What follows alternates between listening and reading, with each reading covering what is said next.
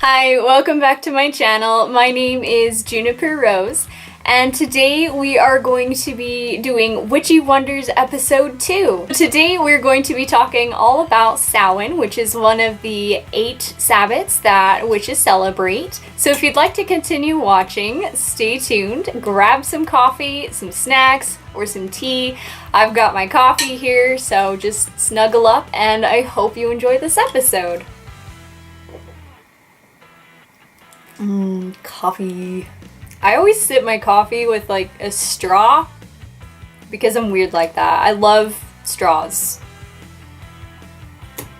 So jumping right in, a little bit of history about Samhain, which is on October 31st. It's also known as Halloween.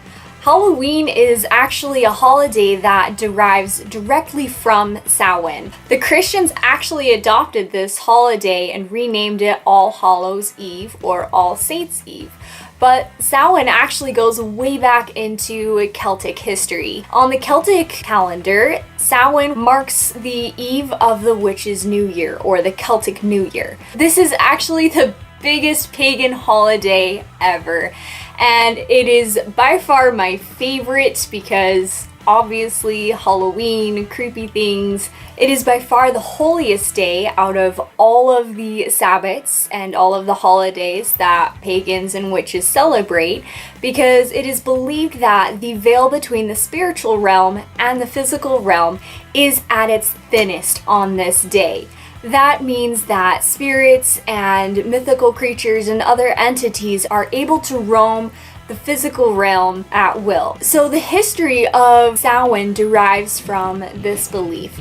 I personally do believe that the veil is at its thinnest at this time of year because there's definitely a huge energetic shift, and I feel a lot more in tune with magical energies. So on this holiday, people traditionally dress up in costumes, but why is that? On Samhain, people traditionally would dress up in costumes as ghouls, ghosts, goblins, or anything else creepy so that the spirits would be confused with who was actually dead and who was alive. Spirits are very well known for causing mischief and playing tricks on the living, and so this is why they would dress up in hopes of not having a trick played on them, and also they believed that it was to protect themselves. People also leave treats out for these spirits that are wandering about on this evening in hopes that they will accept the treats and not play a trick on them. Now, going back in further history, according to legend, the sun god has now died, leaving his goddess widow to mourn his loss until his rebirth on Yule. Now that he has fully descended into the underworld, the earth is covered in a blanket of darkness.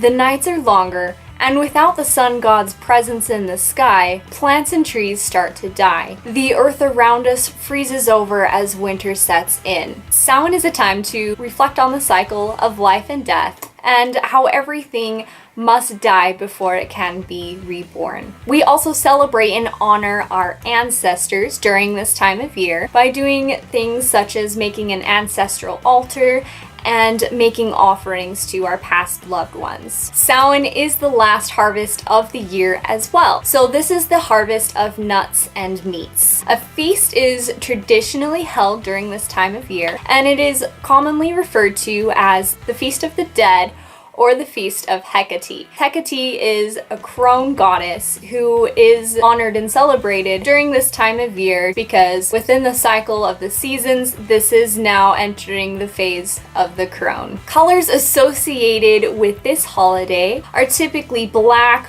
orange, red, russet, gold, yellow, browns, certain colors of maroon and mauve and burgundy, pretty much any other color associated with the autumn season. Crystals that are associated with the Sabbath of Samhain are smoky quartz, pyrite, black obsidian, jet, garnet, amber, gold, diamond, ruby, and clear quartz. There are also herbs associated with this season: rosemary to honor and celebrate our ancestors, pumpkin seeds, nuts, apple leaf, sage, mullein seeds, mugwort, sunflower petals and sunflower seeds, calendula, mushrooms, ginseng, tarragon, bay leaf, nettle, garlic, pine needles, turnip seeds, wormwood, almonds, hazelnuts, acorns, passion flower, hemlock cones, and mandrake root. These are just some of the herbs that you can work with this season or have present on your altar. I also really enjoy the pumpkin spices, which is typically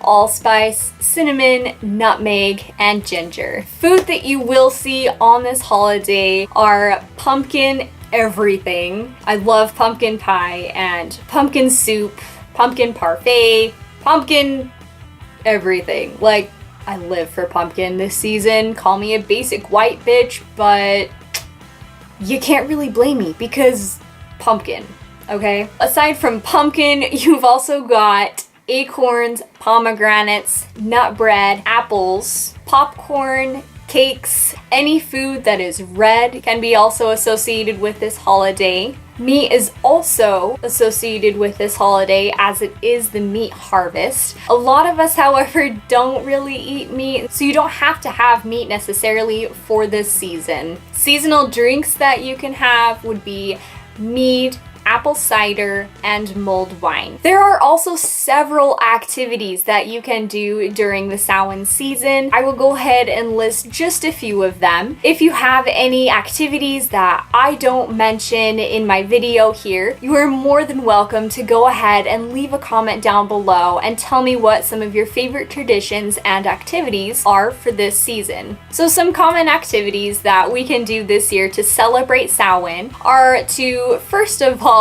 create a festive altar for the season if you haven't already. You can decorate your altar with seasonal herbs, fall foliage, seasonal incense, crystals, anything autumn inspired that spikes your fancy. Now is also a good time of year to create an ancestor altar to honor and celebrate the lives of your ancestors, loved ones that have passed on, and even some pets that you've had that may have passed away. I've created an ancestor altar this year to celebrate my past loved ones as well as a couple pets that I've had in my childhood that passed away. One activity that I actually found out about this year that I think I will incorporate in my Samhain traditions is actually making a memory jar offering for your ancestors. So what you can do is place a mason jar on your ancestor altar and a few slips of paper or a parchment pad with a pen. During the season, you can take time to write down any of your favorite memories that you have of your ancestors and loved ones and your pets, of course, and place them in the jar. As a bonus, if you'd like to send these memories off to your ancestors with love and light, you can place a rose quartz crystal into the jar with these memories. At the end of the season or on the day that you choose to have a feast with your family and friends, you may all take turns reading out loud these memories.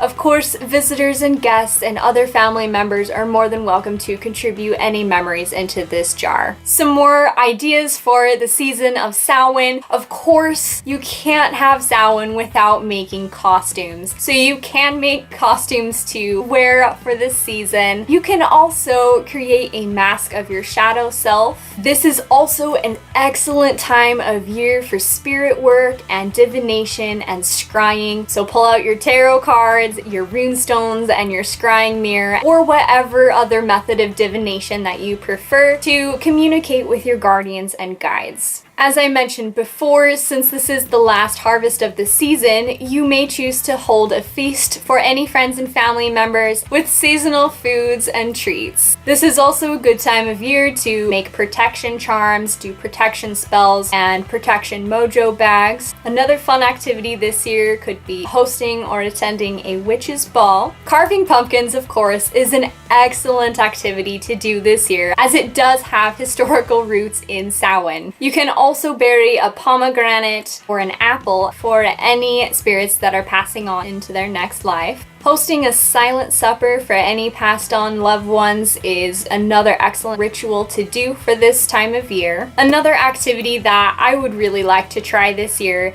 is writing a letter to any of your ancestors and burning it in your cauldron. I believe personally that as you burn paper with your writing on it, it can then be transferred as a message into the spirit realm. Since this is also the Celtic New Year or the Witch's New Year, making New Year's resolutions is another excellent thing to do. This is another thing that you can write down and burn your resolutions in a cauldron to be passed on to the spirit realm if you wish, or you may just want to write it down in your book of shadows. Making a new wand, a besom, or a witch's broom, or replacing any of your altar supplies and tools is another excellent thing to do this year. Since it is fall, there are a lot of tree branches that may have fallen, and so finding a branch to make a new wand out of is an excellent thing to do. There are several spells and rituals that you can cast as well in honor of this season. Many of us like to create a spell that will keep any negativity from the past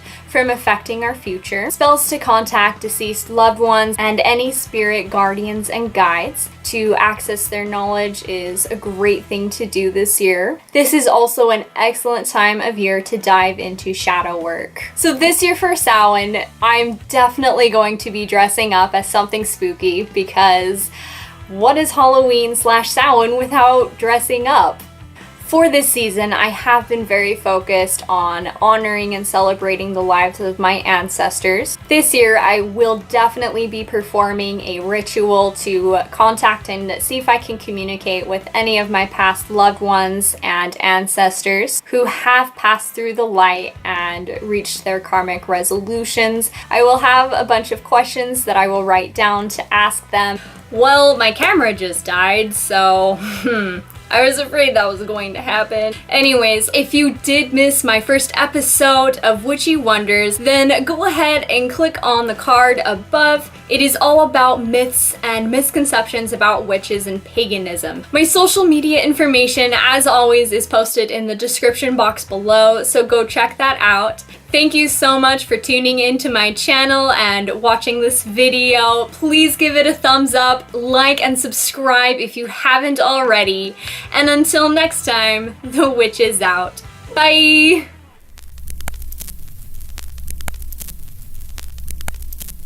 And today we are going to be doing season... Wow, okay. Which is an estibat? No, it's a Sabbath, June. Get your shit together. Okay. So I'm gonna...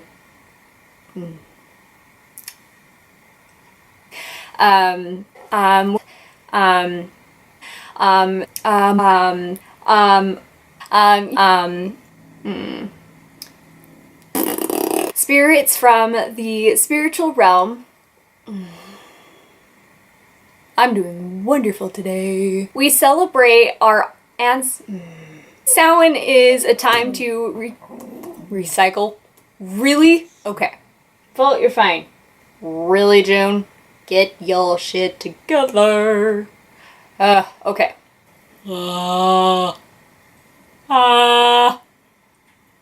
the love of Thor. Hemlock horns, really? Which was mentioned previously, I believe. Nope. Thought I got something on my tooth there. Thank you so much again for tuning. I am making my own language. Woo!